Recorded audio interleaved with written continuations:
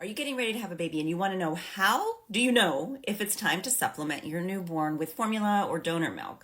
Let's talk about it. My name is Dawn, and here's the thing. There are so many variables. It's important to not look at just one thing, okay?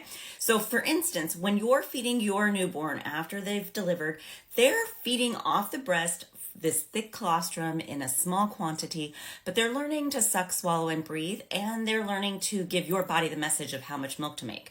So we want them to be able to feed as much as they want to. So keeping your newborn skin to skin as much as possible when you're awake helps you respond to those early feeding cues. Now, if you're nervous about not making enough, you can do what we call the hand expression.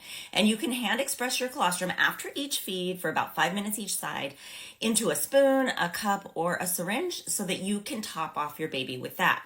So one of the first reasons we see that a baby needs to be supplemented is because their blood sugar drops.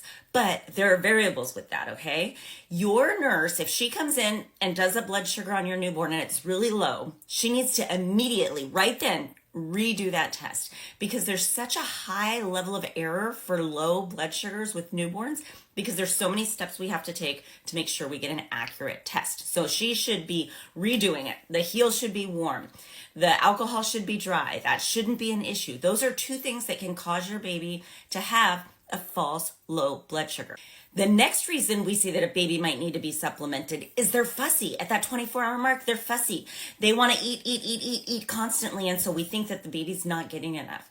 That's not the case. As long as you're getting a comfortable latch, your baby's doing what is called cluster feeding. It's completely normal, and they're telling your body how much milk to make. They've learned to latch by then. They've got the rhythm, and so they're doing it.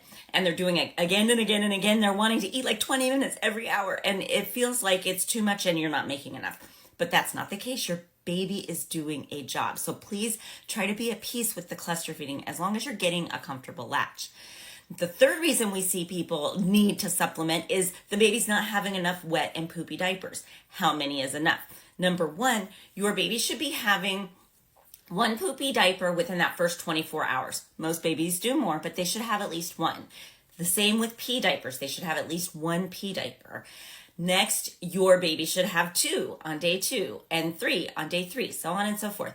On day 4, your baby should have 4 poopy diapers, and one of them should be starting to turn yellow. This is completely normal. Now, it's perfectly normal too for your baby to start losing weight after birth, and that is common until up to day 4. By day 5, they shouldn't be losing any more weight. That's when it becomes concerning as far as weight loss. Weight loss is another reason that we supplement. People are like, oh, my baby lost 10% of their weight or 8% of their weight, and so we had to supplement. But remember, we're looking at all these different variables. If mom had an epidural or a cesarean and she was pumped full of fluids during her birth process, that baby is going to have a lot of water weight. And so they're going to be peeing all of that off, and guess what that looks like? It looks like a huge weight loss. But if you still have enough milk and the baby's having enough poopy and wet diapers, the weight loss isn't as big of a deal. Remember, we got to consider all the different variables. Now, in situations like this where baby pees a lot right after delivery, usually on day 2 or 3, we'll see a diaper like this it'll be like a brick colored diaper. It looks like blood in the urine. And a lot of people freak out at this one thing and start to supplement. But this one thing is not uncommon. As long as you have more volume by then, you're able to feed the baby and or hand express, your baby should be good. That one diaper shouldn't be the reason for the supplementing, okay? So I know this can be confusing because it's not just one thing. We have to look at the whole picture and we have to see, do you need to supplement with formula because of a low blood sugar if you have a lot of colostrum? No, you just supplement with your own colostrum. That will work really well.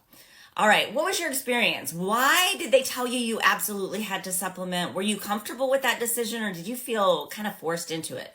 Let us know what your experience was here in the comments, and don't forget to like, follow, and share this with anybody else who's getting ready to have a baby, because don't you wish you knew this before you gave birth?